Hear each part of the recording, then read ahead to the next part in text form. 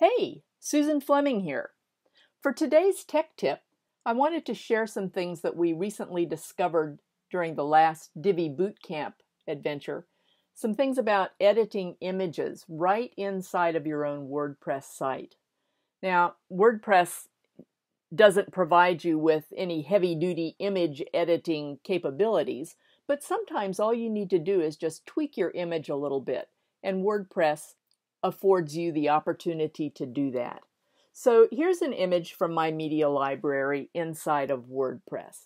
And as you can see from looking at the dimensions over here, this is a rather large image. It's a 1,920 pixels wide. Most websites are somewhere in the neighborhood of about 1,000 pixels wide. So this image is just really huge, and you don't need an image that size for your website. Also, if you look at the file size, it's almost a half a megabyte in size. The larger the file size, the slower the image is to load. And we all know it's about speed, so we need to trim this puppy down just a little bit. Ideally, the file size of your image should be no more than 150 kilobytes or KB. So here's how we're going to edit this. Down here underneath the picture is a button that says Edit Image, and we're going to click that, and the interface changes just a little bit. Over here on the right side, you can see that you have the option to scale the image. Now what that means is that we can change the size of the image without changing the aspect. In other words, it stays the same shape, it just gets smaller.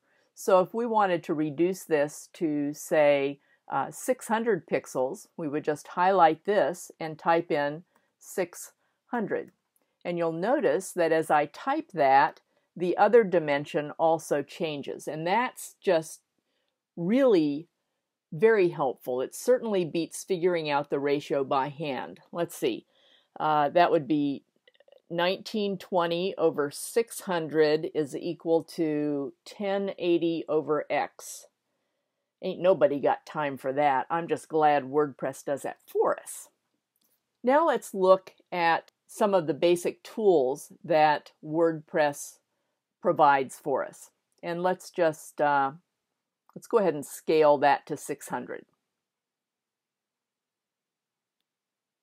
So now we have it scaled down there. And notice now that if we decided that we didn't want to do that, we have this option to restore the original image. And we can do that. So let's just go ahead and restore the image back to the original size so we can continue playing with the rest of the toys. If you look above the image, you'll see some basic editing tools. The first two right here allow you to rotate the image. This is really helpful in case you've taken a picture with your phone and you upload it, and you meant for it to be an up and down picture, but it imports sideways. Of course, that would never happen with anybody's phone, I'm sure, but in case it does, you can rotate your picture. So you just click one of the buttons and it turns.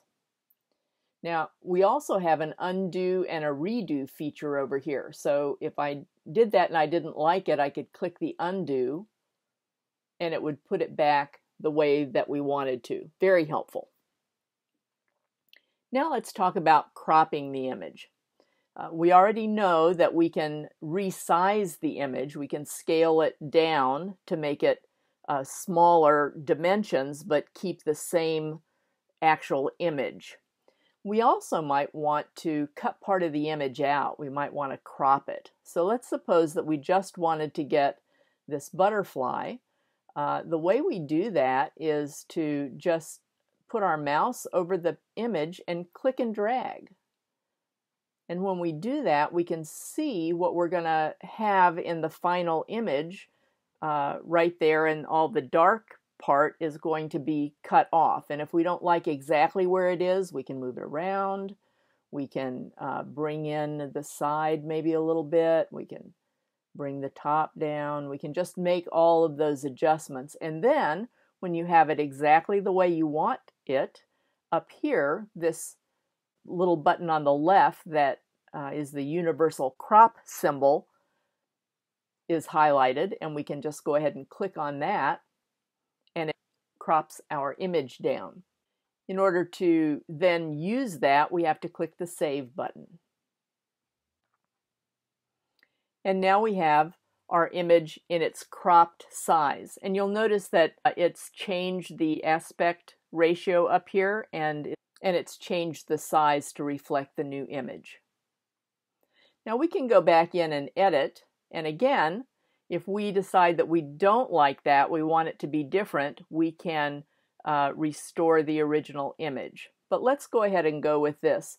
Let's suppose, though, that instead of an image in landscape view, which is horizontal, we would like it to be more vertical. So again, we could just flip that and have our butterfly picture facing up and down. Or maybe we didn't like it that way and we want to go the other way. Maybe that's better. The other thing that you can do with these images, and we didn't talk about these two icons yet, we can flip the image vertically and horizontally. So let's say we like it like this, but we wish the butterfly were facing the other way. We can click this button, which is the Flip Horizontal, and all of a sudden you have the butterfly facing the other way. One of the uses that I've found helpful for this particular button is if you have an image of yourself, a headshot of yourself that you want to put on your website, but where you want to put it on the page, the way your image was taken, it's like you're looking off of the page. And it would be really nice if you could just reverse the image so that you're actually looking into the content of the page. This works very well for that. You just flip yourself. Nobody will know except you. Let's go ahead and restore this original image now, because I do want to show you one other thing.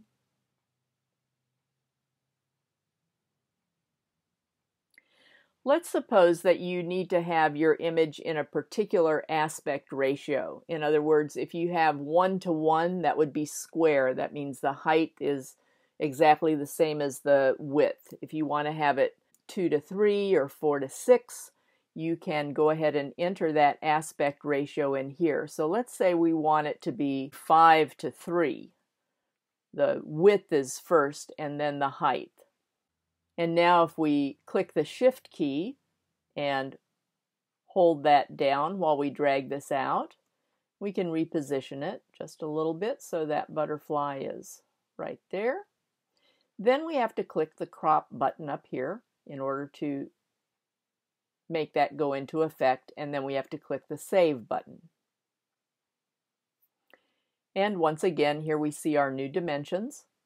We see our cropped picture, and we're all set and ready to go ahead and use that wherever we want to on our website. A couple of other things that you can do. You can change the title of the image. You can add a caption, which will show up when you put it in your blog post or on your page. The caption will be under the picture. You can also add alternate text. The title and the alternate text will give you just, maybe a few extra little points for your search engine optimization. So it's always a good idea to put those in. And there you have it. Those are the basic editing tools that you can use from right within your WordPress website. Hope you found this helpful. Bye.